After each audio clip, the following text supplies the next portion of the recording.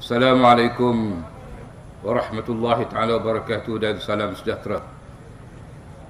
Alhamdulillah rabbil alamin. Wassalatu wassalamu ala syafil anbiya wal mursalin wa ala alihi wa sahbihi ajma'in. Allahumma anta rabbi la ilaha illa ant. Alayka tawakkaltu wa anta rabbul arsyil azim. Ma syaa Allahu kana wa ma lam yasha lam yakun.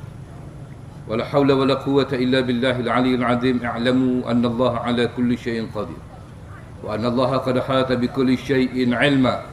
اللهم إني أعوذ بك من شر نفسي ومن شر كل دابة أنت آخذ بناصيتها إن ربي على صراط مستقيم. Para bahagia pengurusi majlis kita pada malam ini, yang bahagia Ustaz Idris Ahmad selaku Tuan Kuasa PAS Pusat, pimpinan-pimpinan PAS, PKR dan DAP, tuan-tuan dan puan-puan yang dikasihi sekalian. InsyaAllah saya akan berucap lebih kurang setengah jam. Lepas tu saya terpaksa meninggalkan majlis ini. Ada satu lagi program tempat lain di seksyen berapa, 13 atau di Shah Alam. Saya nak bagi tahu tuan-tuan dan puan-puan, terutamanya pimpinan-pimpinan UMNO dan Barisan Nasional, bahawa dunia ini sudah berubah. Orang UMNO ni cara dia bercakap macam dia cakap pada rakyat yang tak berubah. Tuan-tuan, saya terus terang saya bagi tahu, for the past 2 weeks, terpaksa cakap Jawa sikit lah, 2 minggu yang lepas saya pergi ke kondangan di Meru. Lepas tu the following week pun pergi juga. Yang asal dulu tu yang 2 minggu lepas tak ramai, cuma 16 rumah saja. Lepas tu ada 10 rumah. Tapi tak pernah berlaku dalam sejarah. Setiap tempat kondangan ataupun kenduri kahwin yang saya pergi ini, orang bertanya kepada saya. Bukan setakat orang muda, bukan setakat orang educated, tetapi orang tua-tua. Yang aku tahu 5-6 orang tu memang UMNO totok. Dia tanya saya, Dr. Ray katanya. Jawa ni aku pergi mana-mana aku disebut doktor, tapi kat Meru Dr. Ray dia panggil. Dr. Ray tarik tangan saya. Pilihan raya kapan? Bila pilihan raya ni? Kapan pilihan raya kapan tu? Tak pernah suasana ini, dulu tak pernah. Tapi tanya kita bila pilihan raya. Saya kata tak tahu, kena tanya suami PM lah kot. Tapi saya tanya dia balik, wah, kenapa awak tanya kapan pilihan raya? Sebab aku nak kapankan UMNO tu, katanya. Ini perubahan yang berlaku. Sebab tu ada pepatah Inggeris mengatakan bahawa kalau seorang ketua itu yang sedang memimpin rakyat berubah, dia tak berubah. Dia masih menteti lama lagi. Masih duk ingat rakyat akan sokong dia kalau bagi RM500, RM100 dan sebagainya. Orang begini, kata patah Inggeris dia masih menjadi ketua juga. Tetapi kepada alam yang tidak wujud lagi. Orang dah berubah. Saya cakap terus terang. Saya doktor perubatan, bukan bomoh. Saya, Dr. Zul, Dr. Maria, Dr. Ahmad Yunus, Dr. Halimah. We won in the last election not because we are doctors. Bukan.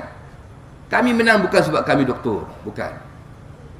Kalau kami doktor, kami menang, kami dah menang tahun 2004. Tapi 2004 aku kalah 5,000. Dr. Halimah mengkurap. Yang ketawa Jawa lah tu. Mengkurap, kalah habis semua, kalah teruk. Dr. Zul, Dr. Maria kalah teruk. Tetapi 2008, yang kita pun tak sangka kita nak menang. Saya ingat lagi, pimpin-pimpin UMNO di Meru kata apa, letak katak pun boleh menang. Punya angkuhnya mereka. Sampai mantan Menteri Besar lah ketika itu, Khetoyo, dia nak bagi sifar, pembangkang sifar. Dia overconfident that they can win. Dan ketika itu PAS, Selangor, kita pun tak sangka kita nak menang. Kita kata kita nak jadi pembangkang yang kuat. Itu Tetapi apa yang berlaku ialah apa yang disebut sebagai tsunami politik 2008. Satu benda yang tak pernah dipikirkan oleh mana-mana NGO yang mengasas politik pilihan raya, yang tak pernah dipikir oleh UMNO sendiri terkejut buruk, kita pun terkejut menang. Sebab itu saya nak bagi tahu tuan-tuan dan puan sekalian, malam ni kita buat ceramah, UMNO pun buat ceramah juga. Kita pasang bendera, mereka pun pasang bendera juga. Kita pasang banner, mereka pun pasang banner juga. Tetapi Allah berpesan kepada kita. Allah kata wala tahinu fi ibtigha'il qaum in kuntum ta'lamun fa innahum ya'lamuna kama ta'lamun wa tarjuna min Allah ma la yarjun, kata Allah. Allah berpesan pada pejuang-pejuang Islam, jangan kamu berasa letih dan jangan kamu berputus asa di dalam kamu memerangi lawan dengan musuh-musuh aku ni, kata Allah. Sekiranya kamu merasa letih, mereka juga merasa letih. Kamu rasa penat, mereka pun rasa penat. Tetapi bezanya Allah kata wa tarjuna minallah ma la yarjun. Kita berharap kepada Allah apa yang mereka tidak harapkan. Ini beza. Sebab tu 3-4 malam lepas kita buat sembahyang hajat di beberapa tempat di Meru. Buat pula di Perak pun ada kita buat. Dibuat pula di Sejangkang kita buat. Saya nak bagi tahu sebagai Persujaya, nak bagi tahu kepada orang Islam, terutamanya kita menjentera-jentera ni, buatlah sembahyang hajat ni at least once a week. Seminggu sekali buat. Kalau ada kekuatan buat tiap malam tak apa. Dan tak semestinya doa munajat, tak payah. Kat rumah pun boleh buat juga. Bila saya bagi tahu ni, orang Jawa Meru kata kat saya, Doktor A kata, jalan Ngapura ya, minta maaf lah katanya, saya boleh sembahyang, saya ni lumpuh setengah ni, paralyzed, tak apa, saya boleh sembahyang. Saya boleh sembahyang. Ini sembahyang hajat saya boleh sembahyang, munajat pada Tuhan. Betul, tak payah baca apa, baca Fatihah pun cukup. Ayat pertama, surat pertama, ini rakaat kedua pun baca. Tak kisah. Tapi yang saya tak tahu ni YB, saya tak tahu nak doa dalam bahasa Arab. Tak tahu nak berdoa bahasa Arab. Yang YB duk baca saya tak tahu. Cuba YB baca depan saya bacalah. Allahumma Allahumma inna naj'aluka fi nuhuri a'da'ina wa na'udzubika min syururihim. Allahumma barik syamlahu wa itu saya tak tahu YB, minta maaf. Saya kata tak apa. Doa ni bahasa Jawa Allah faham. Asalkan sebut mampu hamno cukuplah. Itu je. Minta. Sebab tu saya tuan-tuan, saya menjadi YB, saya boleh masuk tempat-tempat orang India, Mongol. Saya boleh masuk dalam gereja. Saya boleh jumpa dengan orang Cina apa semua. Saya mana-mana saya pergi, saya baca Al-Quran. Allah says in the Quran, ya ayuhan nas, inna khalaqnakum min dzakari wa untha wa ja'alnakum syu'uban wa qabaila lita'arafu. O mankind, we have created you from a man and a woman, Adam and Eve. And we have also created you from different races and tribes so that you may know each other. Bukan untuk bergaduh. Sekarang ni tuan-tuan tengok, saya dapat risalah ni dan saya dah bagi tahu dalam press conference malam di Dorset Hotel. Keluar ni bagi tahu, saya kata ceramah-ceramah UMNO sekarang ni, termasuklah Presiden Jati tu, sekarang ni dia bagi risalah-risalah ini. Bagi risalah-risalah ini bagi pada orang. Apa dia tulis di sini? Saya baca sikit, panjang sikit je. Dia kata kalaulah UMNO dan Barisan Nasional besok, seperti mana Mak Sabu sebut dalam video sikit tadi, kalaulah UMNO dan Barisan Nasional besok kalah dalam pilihan yang akan datang, habislah, dia kata, Malaysia ini akan dikuasai oleh DAP, katanya. DAP akan kuasai Malaysia. Mereka beritahu. Sekarang nak beritahu, DAP ni untuk ini menguasai Malaysia, dia kena menang 112 seats. Macam mana DAP nak menang 112 seats sedangkan dia bertanding cuma 46 seats ataupun 48 seats saja? Benda tak masuk akal. Saya ambil contoh di Parlimen Shah Adam, contoh perlawanan ini pilihan raya diadakan. Wakil PAS Ustaz Idris Ahmad, contoh, lawan dengan Noh Omar. Tiba-tiba dalam buang undi tu, daripada pagi pukul 8 sampai pukul 5 tutup habis. Lalu SPR pun bagi tahu dalam pilihan raya yang berlaku di Shah Alam, di Parlimen, di antara wakil PAS iaitu Ustaz Idris Ahmad dengan wakil daripada UMNO Noh Omar, Ustaz Idris Ahmad dapat 30,000 undi. Contoh, Noh Omar 30 je. Sian Noh Omar. Tapi pemenangnya ialah Lim Kit Siang, dia kata. Apa benda ni? Dia ingat orang kita bodoh ke nak tipu begini. Dan dia beritahu, kalaulah DAP dapat minta Malaysia yang mustahil, dia kata Malaysia akan ditukarkan kepada Republik. Mereka beritahu pertandingan tilawah Al-Quran akan dihapuskan selama-lamanya. GLC akan dipegang dan diterjui oleh orang Cina belaka. Panglima Angkatan Tentera dan Ketua Polis Negara akan ditukarkan kepada orang Cina. Kedutaan Israel akan dibuka di KL. Pangkalan tentera Israel akan dibuka di Port Dickson. Wang zakat tak akan dibagi kepada orang Islam, dibagi kepada orang bukan Islam. Singapura akan disatukan dengan Malaysia. Dan Perdana Menteri ini adalah orang-orang DAP. Apa benda ni? Sebab itu yang saya beritahu, patutnya polis, pihak berkuasa ambil tindakan ke atas benda-benda yang menimbulkan fitnah ini. Lim Guan Eng tu kata orang UMNO, habislah Pulau Pinang.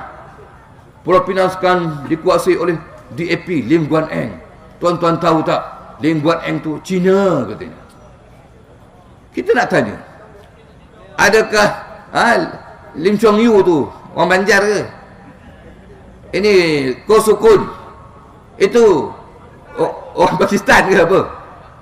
Orang Cina juga.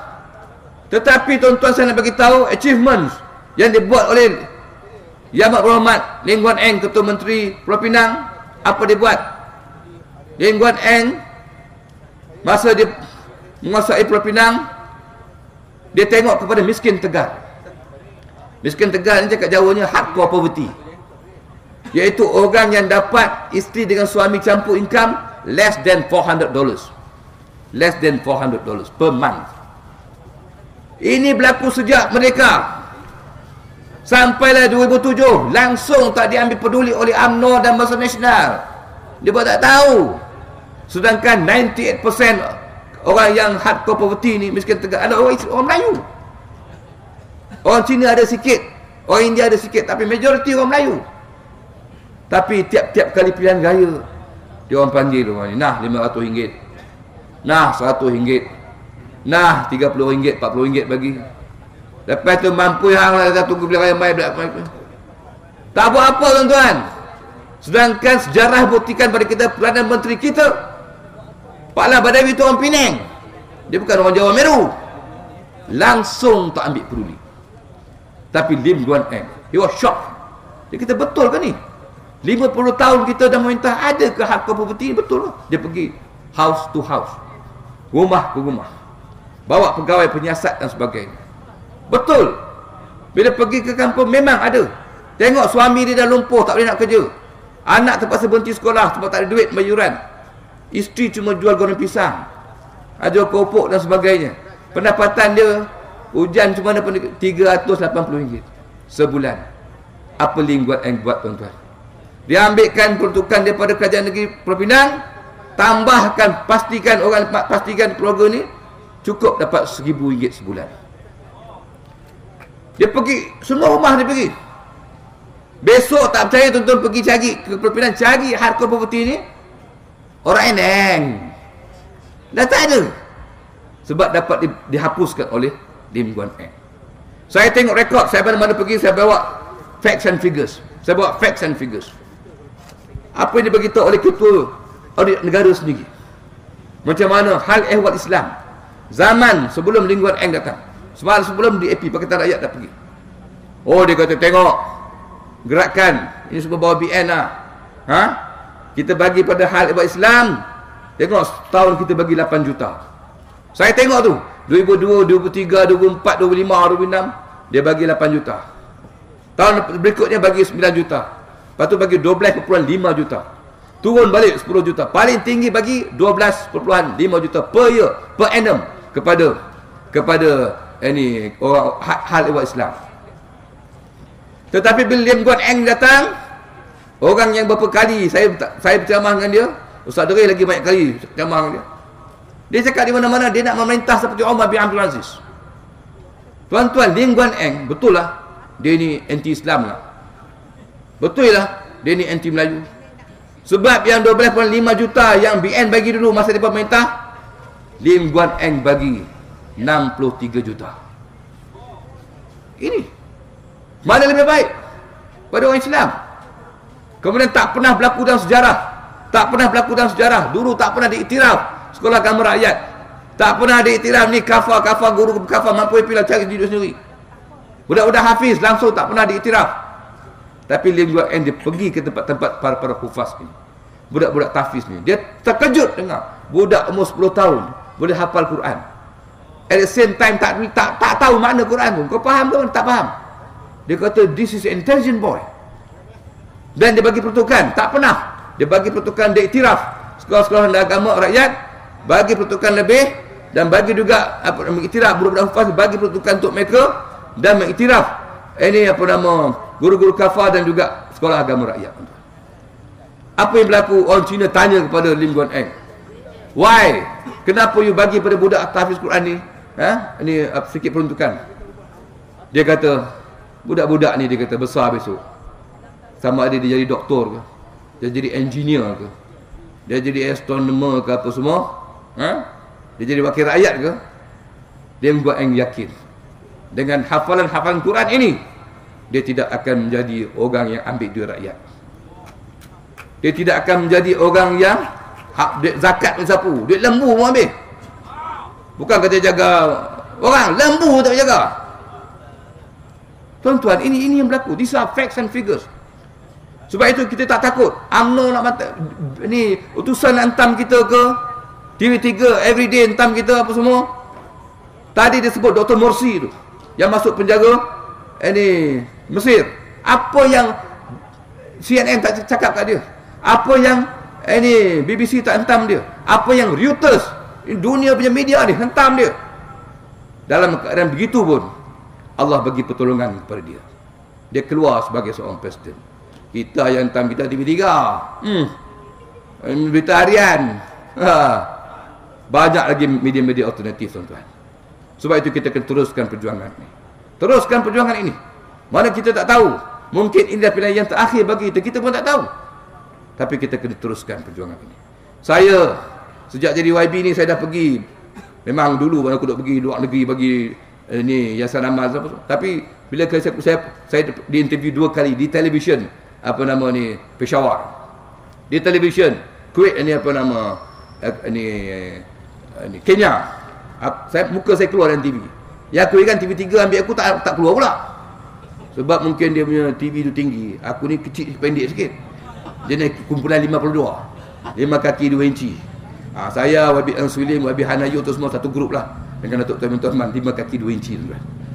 Saya nak tanya, saya nak bagi tahu apa yang berlaku di TTDI ni. Apa yang berlaku dunia dah tahu. Saya ditanya soalan, how could you win? Macam mana kau menang, dia kata.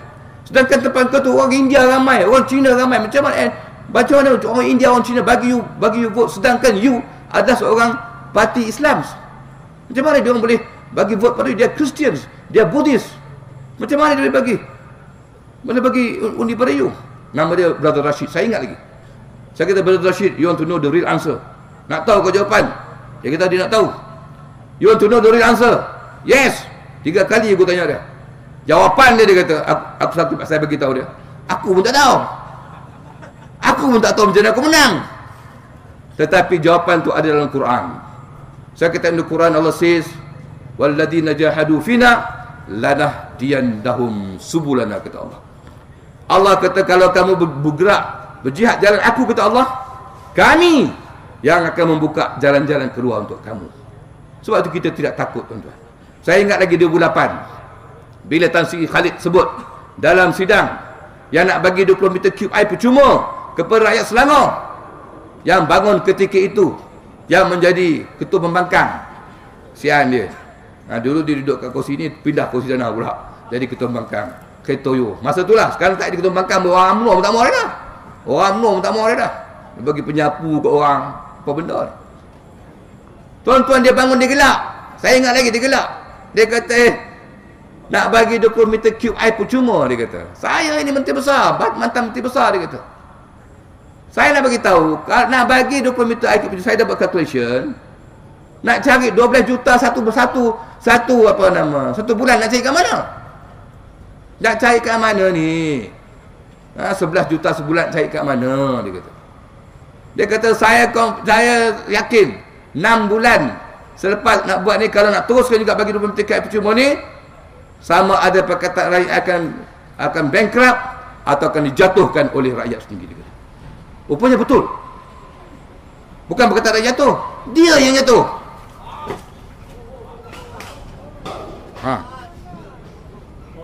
Alamak, terlanggar tu.